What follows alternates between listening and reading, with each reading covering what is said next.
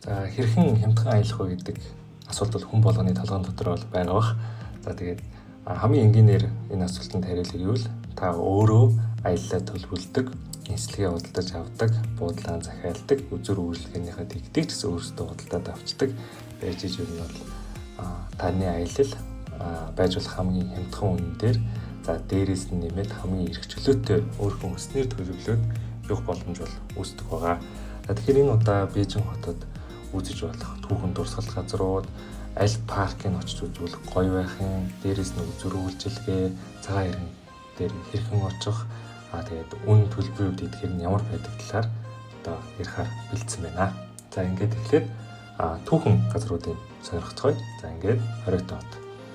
За Хориотой хотын хувьд бол улаан хүрэн болон шар өнгөрч илдэрсэн маш нүсэр, маш том талбай дээр тийм одоо маш том байгууламж бол байдаг. Тэгээд Манжийн сүүлийн хаан бол амьдарч ирсэн гэж түүхэнд үлдсэн байдаг. За тэгээд бусад улсад байгаа энэ түүхэн ордонтой чинь харьцуулбал Солонгос улсын одоо Сөүл хотод бас мөн түүхэн ордон бол байдаг. За гэхдээ харьцуулаад үзэхэд бол одоо Хориотой хот нь бол маш нүсэр, хаан хэрвээ маш өндөр, маш том талбай дээр одоо доторх байгууламжууд нь ч гэсэн маш том нүсэр хэмжээтэй бол байдаг.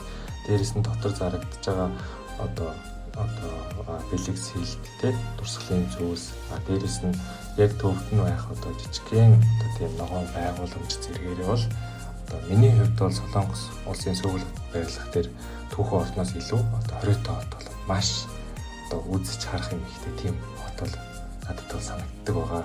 Тэгээ үүний хувьд бол одоо хүссэн үедээ очиод одоо худалдаж аваад үүдэн дээрээс нь тикет нь худалдаж авч болно. Эсвэл Trip.com дээрээс бас та тикетээ худалдаж авч болдог байгаа. Тэгээд хүссэн цагтаа очиж шууд нэвтрэх боломжтой тикет нь бол $16 орчим үнэтэй байдаг. Монгол мөнгөөр бол 56,000 төгрөг гэсэн. Өглөөний тикет гэж тусдаа бас зардаг. За өглөөний тикет нь бол хамир харьцангуй хямдхан $10 орчим бол байдаг. 35,000 төгрөг. Тэгтээ та өглөө эрт очих хэрэгтэй болно гэсэн. За энэ хүү газрыг ер нь хэр удаан ороод дотор нь үзэж харах юм бэ гэх юм бол ер нь бол 2-3 цаг бол ер нь болдог. Ер нь 2-3 цагта тасралтгүй ер нь бол алхахдаг гэсэн. Тэгэхээр өнөөдөр миний ярьж байгаа одоо энэ газруудаас алинд нь би их алхахын, алинд нь сууж ирнэ их юм үзхийн, алинд нь их хүлээхийн гэдэг одоо тэгж ярих болно. Тэгэхээр та аялж байгаа одоо өдрөө за энэ өдөр нь алхах юм чи энэ өдөр нь алхаад маргааш нь арай алхахааргүй юм хий. Тэрний маргааш нь алхах гэж гэдэг байдлаар төлөвлөх юм бол одоо танд илүү тухтай бас таны одоо авч үзэх гэр бүлийнхэн найз нөхөд ч юм уу эсвэл танд өөрт нь ч гэсэн хамаагүй гоё дурсамж үлдэх баха гэж бодож байна. Тэгэхээр та тэрнээс харгалзаж аяллаа төлөвлөрөө. Дараагийн газар бол бас түүхэн газар. За Temple of Heaven гэдэг газар байгаа. За энэ газар нь бол одоо сүм хийдэг сүг манайхаар бол за тэгээ хятадын одоо хаадууд бол очиж ер нь зан үйлтэй одоо залбирал үйлдвэрсэн тийм газар байгаа. За тэгээд нэвтрэх тикет нь бол хүссэн цагтаа бол очиод нэвтэрч болно. Гаднаас нь авсан ч болно. Эсвэл Trip.com дээрс авсан болно гэсэн.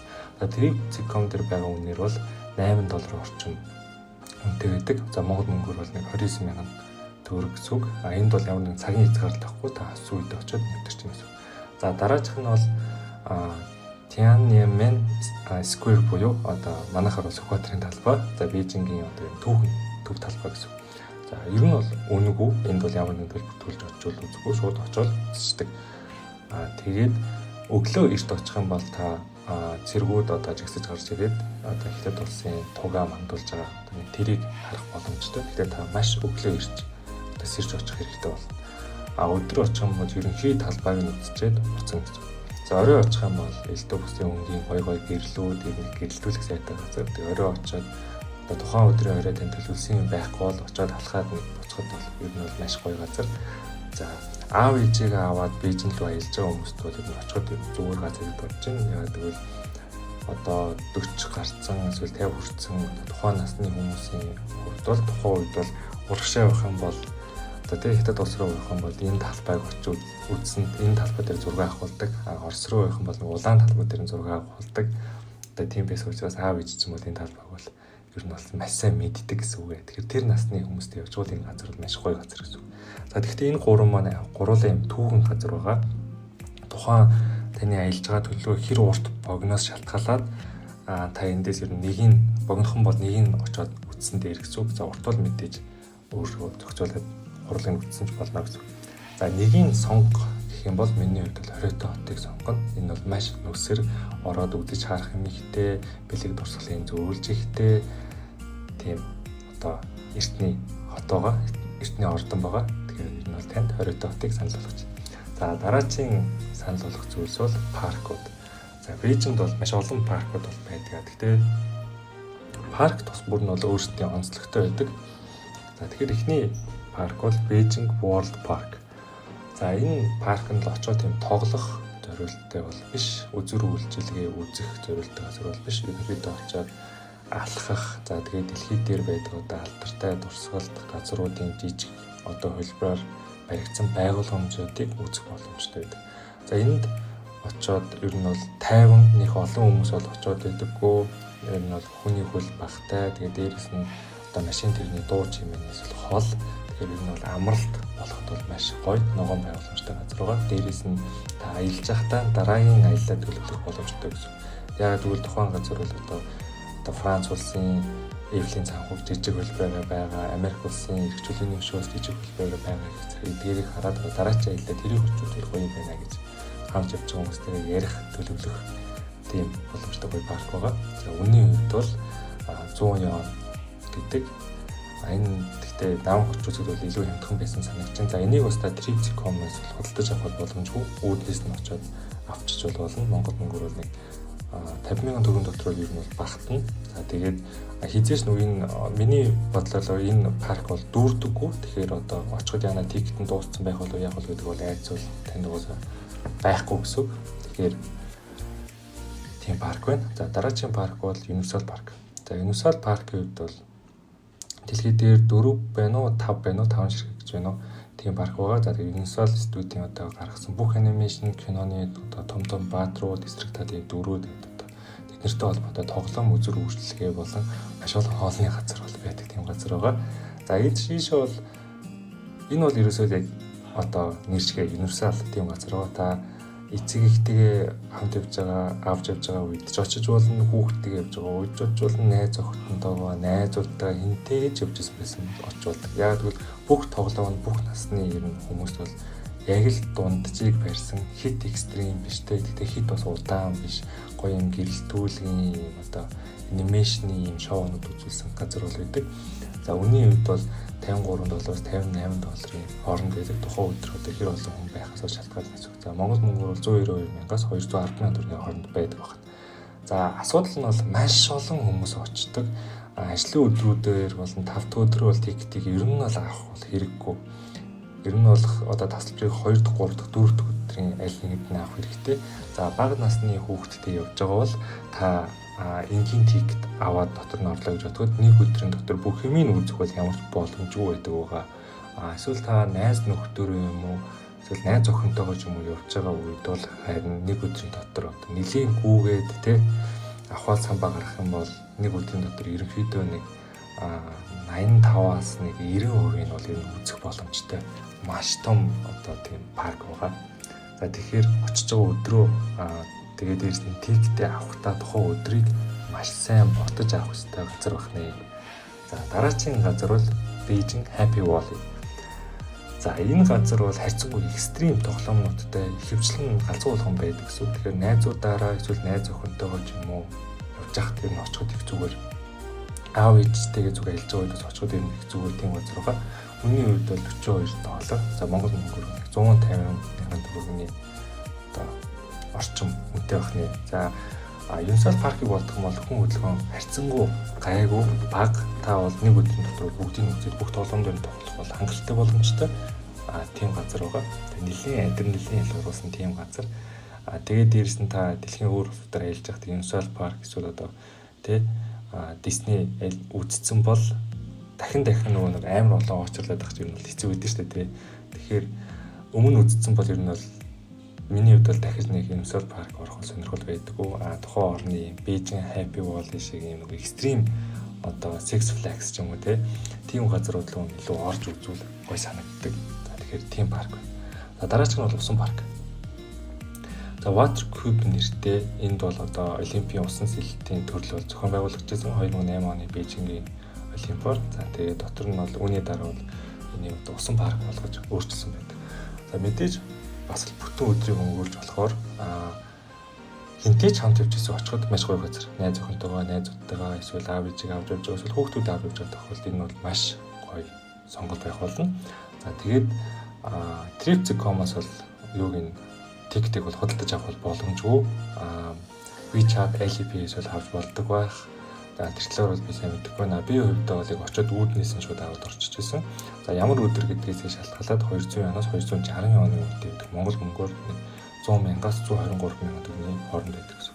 За миний очисон өдөр бол 200 оны үедээ байсан. Тэгээд би 100,000 төгрөг төлөөд дотор нь бол орж ирсэн байна. За яг үүнийх нь эсрэг талд нь болохоор National Stadium Birds Nest буюу одоо нөгөө шууны үүр стадиум байдаг олимп зохион байгуулагдсан. За үүнийг өстө орж одоо үзэж сонирхож болно. За орох одоо entry тасалбар буюу нэвтрэх тасалбар нь бол $14 байдаг. За Монгол мөнгөөр бол 50,000 төгрөг. За тэгээд ингээд нэг сумаар нэг өдрөөр яг нэг өдрийн төлөвлөгөө бол ингээд яг болно. Одоо өдөр нь очиод усан дотор усан баг дотор тоглолт болж байгаа оройн гарч ирэхдээ ч юм уу эсвэл байрны зөвлөд бас орж болно гэсэн. За энэ бол маш гоё. За тэгэхээр энэ паркуудаас яг алийн зөвлөх вэ гэвэл одоо таны нөхцөл байдлаас шалтгаална гэсэн. Тайван хүн багтай гоё алхаад суугаад тэгээд ийм одоо дэлхийн юм алдартай дурсгалуудыг үзэнгээ нэг тиймэрхүү байх юм бол одоо тайван ер нь алхаал гоё ногоон байгууламжийн дотор юу гэвэл World Park нь гоё. Universal Park-ыг хэрвээ та өмнө үзэж байгаагүй бол ер нь шууд энэ паркууд дундаас шууд Universal Park-ийг сонгох хэрэгтэй. Яагаад гэвэл Universal Park бол дэлхийд дээр 5хан ширхэг байдаг. Дээрээс нь Бээжин Universal Park бол дэлхийд дээр хамгийн том одоо Universal Park байдаг хэмжээгээрээ тэгээд дотор нь бол аль ч насныхныг дагуулад орсон ямар ч асуудалгүй таныг хөгжөөж бол чаддаг газар гэсэн. Усан парк бол мэдээж халуун үйлчлэлээр та Бээжинд яг эд халуун үед очсон бол усан парк бол бас үнэхээр гайхамшигтай. Бас ямар ч насныхныг дагуулж орж болно. Дээрээс нь 2008 оны Бээжингийн олимп зохион байгуулагчсан гэдэг утгаараа эцэг эхтэйгээ юм уу жоохон ахмад насны хүмүүсийг дагуулж явж байгаа бол одоо энэ газрыг үзүүлэхэд бол маш тохиромжтой. Та найзуудтайгаа та тэгээ өөрөө нэг 20-оос нэг 35 насны ч юм уу тийм насны хүн байгаад найзуудтайгаа найз охинтойгоо явж байгаа бол энэ экстрим одоо галзуу болгонтэй Бээжин Happy Valley дээр очиж тоглох юм бол илүү гоё байгаа гэсэн үг. За тэгэхээр таны нөхцөл байдал ямараасаа шалтгаалаад та энэ паркуудаас аль нэг сонгоод очиж болно гэсэн. За үүний дараа бол за Бээжинд очсон тэр заавал миний бодлоор үзэх хэрэгтэй зүйл юм бол ерөөсөө цагаан ирв. Ягаад тэгэхээр энэ маань дэлхийн 7 гайхамшигын нэг. За дээрээс нь Бээжинтэй маш ойрхон байдаг. За тэгээд үзэхэд ч гэсэн ер нь бол ямар нэгэн одоо нэг асуудал бол байхгүй. Одоо очих одоо бүх юмнууд нь ойлгомжтой.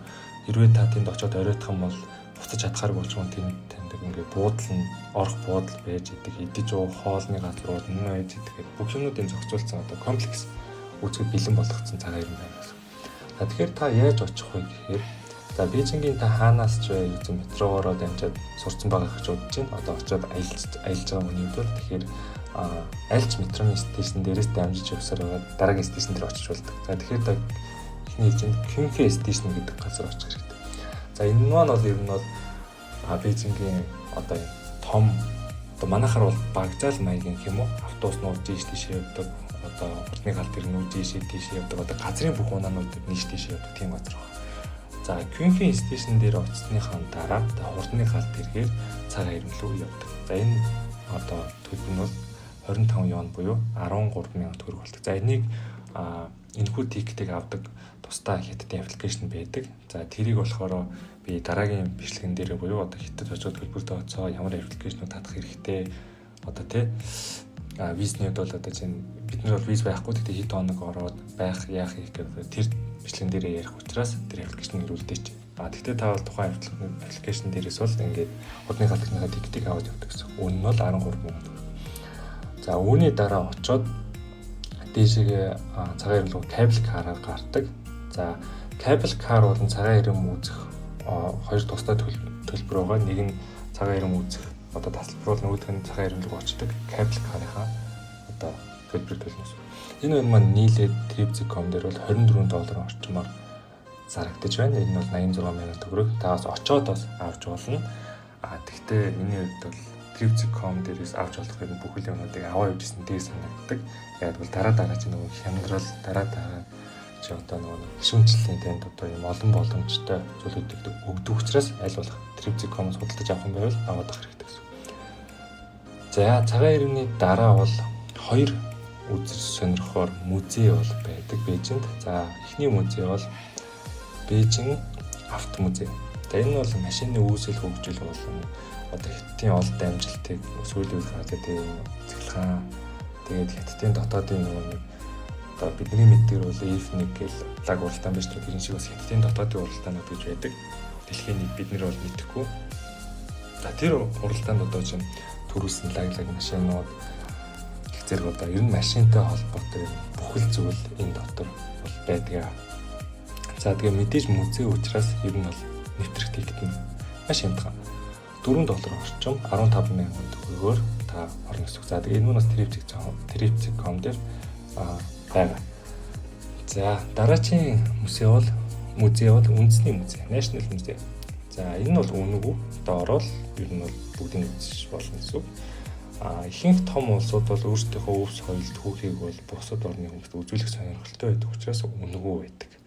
За дээрэс нь энэ нь одоо нөгөө төрийн зохион байгуулалтаар баригддаг музей учраас одоо илүү нөгөө нэг тий өөрхөн улсын хамаг гоё юмыг хамаг хүчтэй одоо байгаа харуулахын тулд асар их мөнгөөр энэ музейг босгодог гэсэн үг.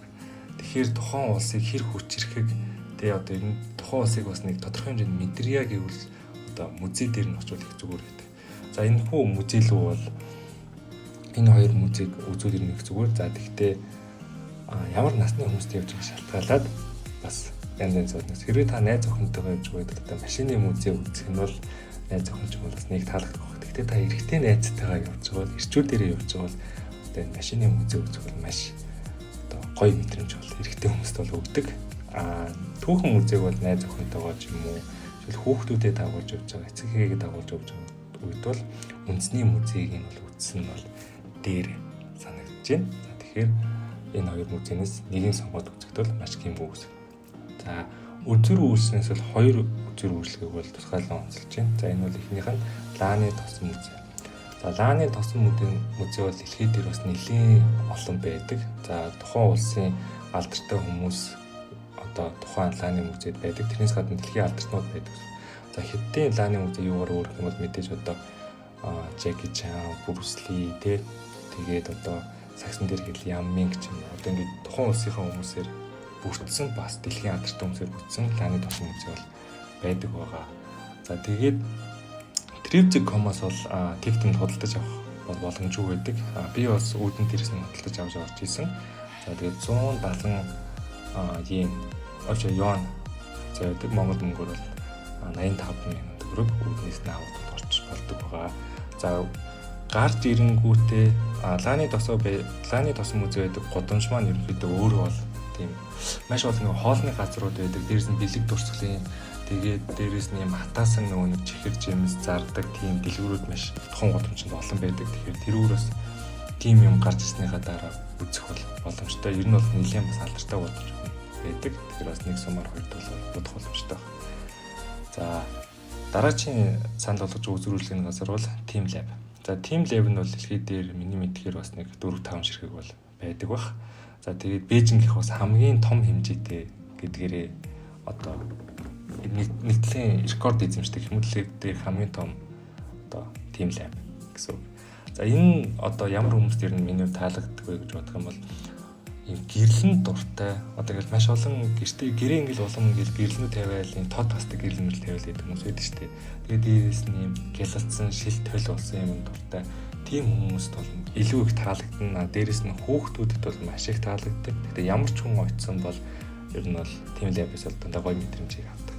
Яг тэр дотроо бол тийм гэрлэн дуртай шил тойл болсон юм дуртай хүн бол илүү их гоё мэдрэмж авах гэж бодож байна. За үнийн хувьд бол 200 юан байдаг санагдаж байна. Тэгээд Монгол мөнгөөр бол 100,000 төгрөг. За энийг бол та Trip.com-ос худалдаж авах боломжгүй. Үүднээс нь бол очиод аваад орчжуул болдог байгаа. За мэдээж бас WeChat-аас авч болно. Гэхдээ WeChat бол бас анх аялж байгаа юм уу? Эсвэл WeChat-ийг оролдож үзэхэд төвхтэй учраас энэ үүднээс нь авахыг бол зөвлөж байна.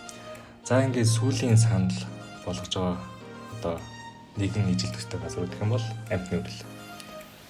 За Бээжин зоо гэж амьтны үрэлэн яг Бээжингийн төвд бол байдаг. За бусад газрын одоо улсуудын амьтны үрэлэнтэй харьцуулахад бол нэг ялгараад байх нь бол байхгүй. Яг л нөгөө нэг тэгээ сармагчин бол сармагчин, шувуу, арслан, анаас гэх зэрэг бүх амьтад байдаг. За юугаараа бусад улсын амьтны үрэлэнгээс өөрөө байдаг гэхээр панда байдаг. За Японд бол бас панда бас байдаг. За би өөр амьтны одоо чинь Америкт байдаг амьтны үрэлмүүд дотор бол панда бол байдаг байхгүй. Тэгэхээр пандагаараа ер нь бол бусдаас өөр байдаг. Та пандаг нь үзэхээр бол бас тусдаа одоо нэвтрэх тикетээсээ гадна нэмж мөнгө төлөөд тэр тикетийг авчиж пандагийн чинь үздэг байх жишээ нь. Тэгэхээр пандагаараа аягүй тийм онцгой байсан. За Бээжин зоог үзэхийн хажуугаар нь хажууднаас Бээжин аквариум гэж бас байдаг. Одоо амьтны ертөнц авчаа далайн ертөнц нөгөө загас жагаахаа том загас тэгэл залхаг малхаг гэл ер нь тийм юу үүсэх боломжтой. Далайн одоо амьтнуудыг үүсэх боломжтой. Тэн дотор нь нөгөө далайн цирк болдог. За тэрнийхэн цаг нь бол тогтмол цагууд болдог. Та тухайн үед цагуудаа харж байгаа. За энэ үеэр нь ороод одоо ингээд тохируулаа үзчихээд ороод үзчих боломжтой гэсэн. За тэгэхээр Бээжин зоо одоо Бээжин зүү буюу одоо амьтны үрэлэн аквариум 2 маань нийлээд $26 орчим болдог. За Монгол мөнгөөр л 93,000 төгрөг болдог. За энэс өөр нэг амьтны үрэлэн байгаа. Бээжингийн нилээн зах руу байдаг Wildlife Park гэсэн нэртэй одоо амьтны үрэлэн байгаа. За энэ Бээжин зоогоос одоо Бээжин амьтны үрэлэнгээс юугаараа өөр юм бэ гэх юм бол илүү ойроос хашлах хаалт байхгүйгээр одоо амьтнуудад илүү ойртож үзэх одоо боломжтой байдаг.